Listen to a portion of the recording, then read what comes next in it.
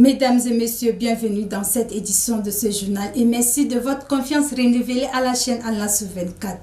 Lancement ce 8 septembre 2021 dans un hôtel de la place de la Campagne, Stronger Together, sous le thème éducation des filles et le leadership féminin du projet SUE en présence du secrétaire d'État de l'économie, de la planification du développement et de la coopération internationale Abderrahim Doungous Ali, qui a lancé les travaux, et plusieurs autres personnalités. Le compte rendu avec Zeneba Clémence.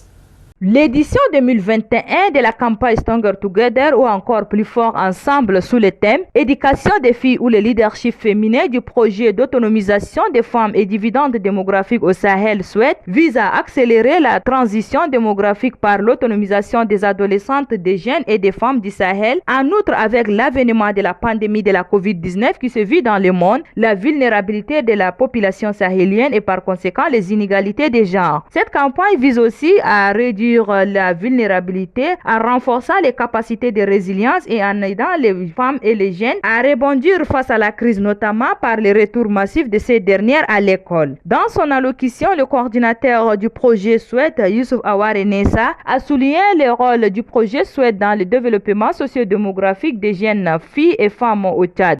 Le thème principal, l'éducation des filles et le leadership féminin. Cette campagne s'inscrit dans le cadre du contexte sanitaire occasionné par la COVID-19 et s'appuie sur les résultats de la mise en œuvre de la campagne 2020, qui ont montré un réel pouvoir de la campagne sur la réduction de vulnérabilité des jeunes et des femmes. Le thème de cette campagne vise à mettre en évidence la manière dont l'engagement des partenaires au niveau local et national a contribué au développement durable et en même temps à valoriser les actions communautaires et à favoriser l'atténuation des retombées économiques négatives de la communauté sur les femmes et les jeunes filles, afin de renforcer leurs capacités de résilience et les aider à répondre face à la crise.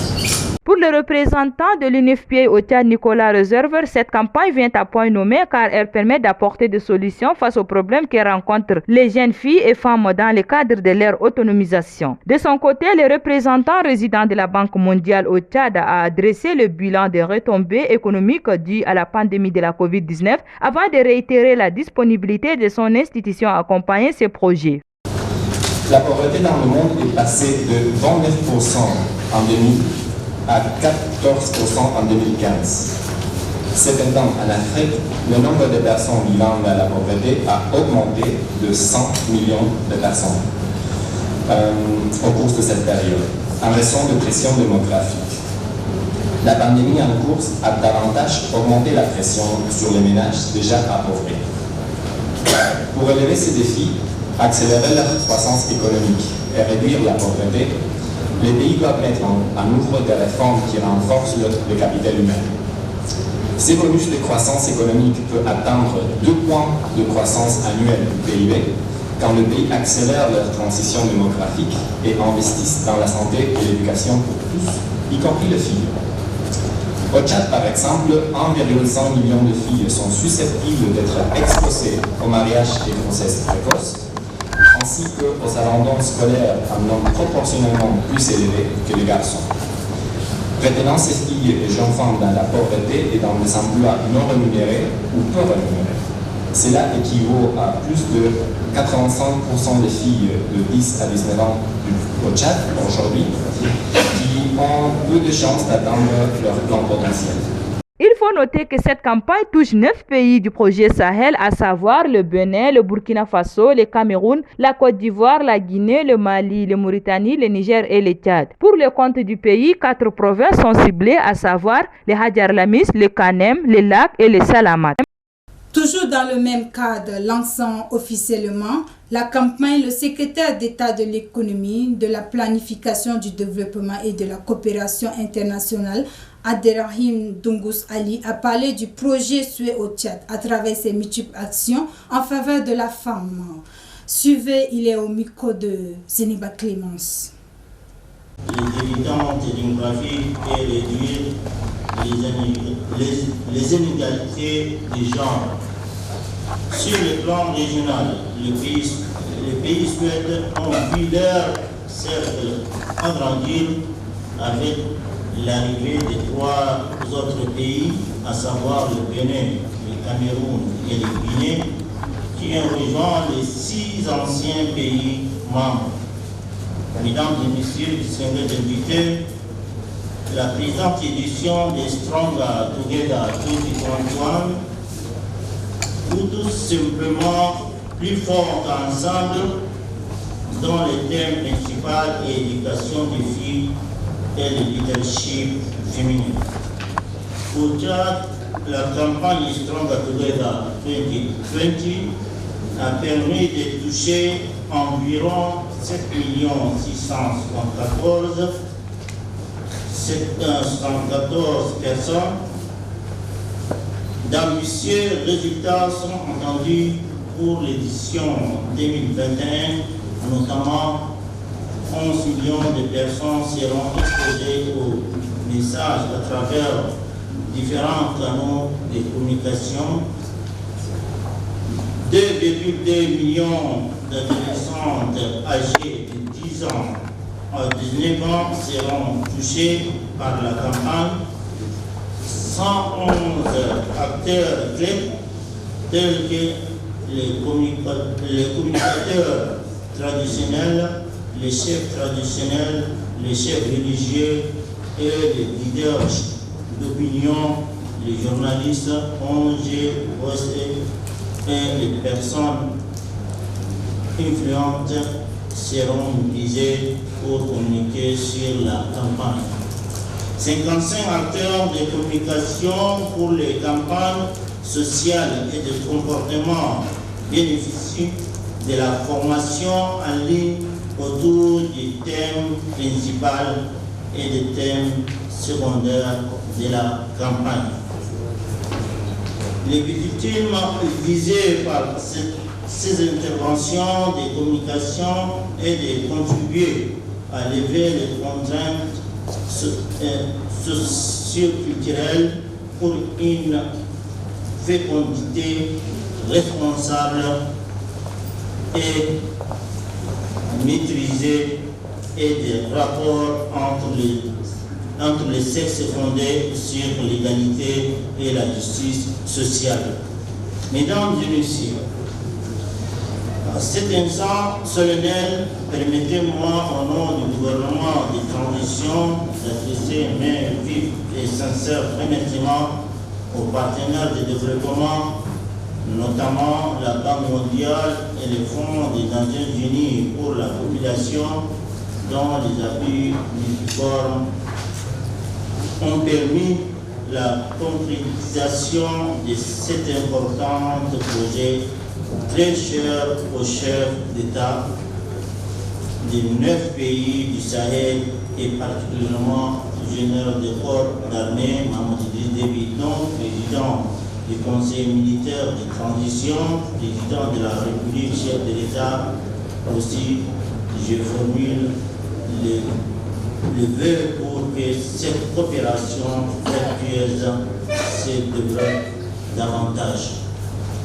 Je voudrais aussi, par anticipation, féliciter tous ces sans lesquels la cérémonie de lancement de la campagne médiatique n'aurait pas eu cet éclat, à savoir les comités d'organisation, les animateurs de la caravane médiatique, les personnels de la santé, les journalistes, les artistes, les leaders traditionnels et religieux, et vous encourage à doubler d'efforts.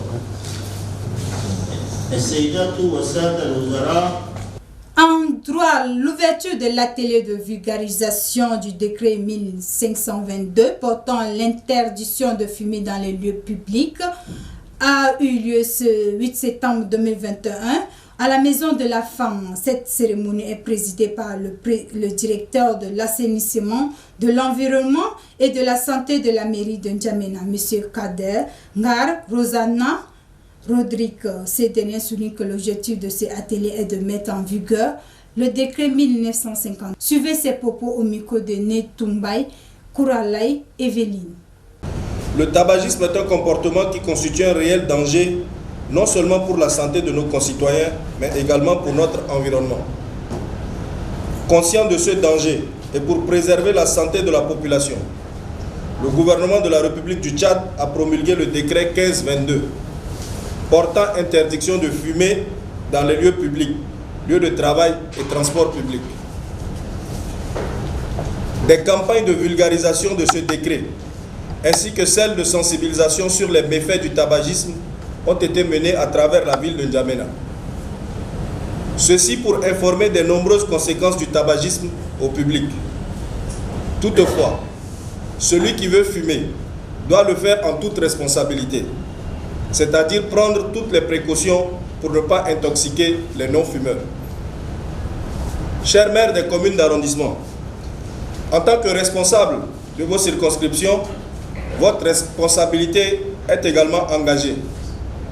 Vous êtes invités à relayer les campagnes de sensibilisation pour amener les occupants des lieux publics de vos communes à se conformer aux dispositions de ce décret. C'est justement dans cette optique que la commune de la ville de N'Djamena et le ministère de la Santé publique, en collaboration avec leurs partenaires techniques et financiers, notamment le secrétariat de la Convention cadre pour la lutte anti-tabac, Vision 2030 et l'Organisation mondiale de la santé, ont organisé cet atelier afin que vous puissiez mieux vous imprégner des dispositions de ce décret pour son application.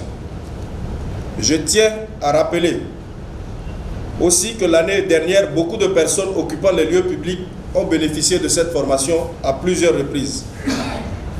Après la vulgarisation et la sensibilisation, l'heure est à l'application. Alors, c'est la tâche qui engage notre responsabilité en tant qu'autorité communale, afin de veiller à l'application du décret pris par les plus hautes autorités. Compte tenu de la pertinence de cet atelier, je vous invite à y participer avec abnégation, afin qu'à l'issue de ces échanges, le décret 1522 soit effectivement appliqué. Mesdames et messieurs, distingués invités, je ne saurais terminer mon propos sans remercier le ministère de la Santé publique pour sa franche collaboration et nos partenaires pour leur appui multiforme sans lesquels cet atelier n'aurait pas eu lieu. La commune du 7e arrondissement de la capitale a désormais un maire à sa tête. La cérémonie d'installation a eu lieu ce 7 septembre 2021 au sein de la dite commune en présence du gouverneur de la ville de N'Djamena, Brahim Seyid et plusieurs autres invités de marque. Le point est fait avec Ahmad Moussa Kalim. Abbas Mohamed Atteib est son nom. Désormais, c'est lui le maire de la commune du 7e arrondissement après le décès subit de l'ancienne maire à la tête de cette commune. Il a pour premier adjoint Kemkoy Pascal et deuxième adjoint Mohamed Saleh Ibrahim. Dans son allocution, le maire de la dite commune a montré sa reconnaissance à tous ceux qui ont rendu possible cette cérémonie et n'a pas manqué de remercier le personnel pour la confiance placée en sa personne. Le moment que nous vivons est un moment fort. L'émotion que je reçois est aussi émotion collective. J'adresse ici mes vifs et sincères remerciements aux plus hautes autorités et l'ensemble des communes du 7e arrondissement qui ont placé leur confiance à ma modeste personne. C'est une responsabilité exaltante. Et c'est une responsabilité lourde qui nous attend. Ensemble, nous sommes forts. Vive les communes de 7e arrondissement. Il faut retenir qu'ils sont une centaine délégués de quartier et conseillers à avoir pris part à cette cérémonie. Les avocats des victimes de Hissène Habré ont organisé une conférence de base le 7 septembre 2021 au CEFO dans la commune du 7e arrondissement. Pour plus de précisions, avec notre reporter Ahmad Moussa Kalim. Désespérés par le décès de l'ancien président tchadien Hissène Habré survenu à Dakar, les victimes sont conviées à prendre part à une conférence débat pour échanger sur l'indemnisation des victimes après la mort de ce dernier. Maître Jacqueline Moudeina souligne l'objectif de cette assise. La justice, c'est quelque chose qui en principe ne devrait pas être négocié et nous n'allons pas négocier Nous revendiquons simplement nos droits, mais nous n'allons pas négocier. Nous négocierons avec personne. Parce que ce sont des droits et il appartient à l'État tchadien, il appartient à l'Union africaine d'assumer simplement leurs responsabilités. C'est des obligations qui pèsent sur leur épaules. Donc nous n'avons pas à négocier. Et le fonds fiduciaire, je crois que c'est en toute conscience que les chefs d'État l'ont créé pour pouvoir indemniser les victimes. Et ça, c'est la suite logique de cette lutte contre l'impunité à laquelle l'Union africaine a adhéré. C'est la suite logique. On ne pourrait jamais rien comprendre qu'un jour qu'il y ait une procédure judiciaire, que des personnes se soient constituées partie civile et qu'une fois la décision tombe et que la Cour ordonne l'indemnisation de ces personnes et qu'on les regarde. Ce n'est pas normal. Et qu'on dise oui, la justice a été faite. C'est une justice qui n'est pas complète. Elle est à moitié faite. Parce qu'on ne peut pas parler d'une justice complète tant que les victimes ne sont pas indemnisées. Plusieurs sujets ont été abordés par les participants, notamment sur la question de l'indemnisation des victimes. Répondant à la question, Maître Jacqueline Moudeina a rassuré aux victimes que le décès d'Hissène Habré n'éteint pas les indemnisations des victimes et que le combat continue. Ainsi prend fin cette édition. Mesdames et messieurs, merci de l'avoir suivi. Excellente suite de programme et à très bientôt.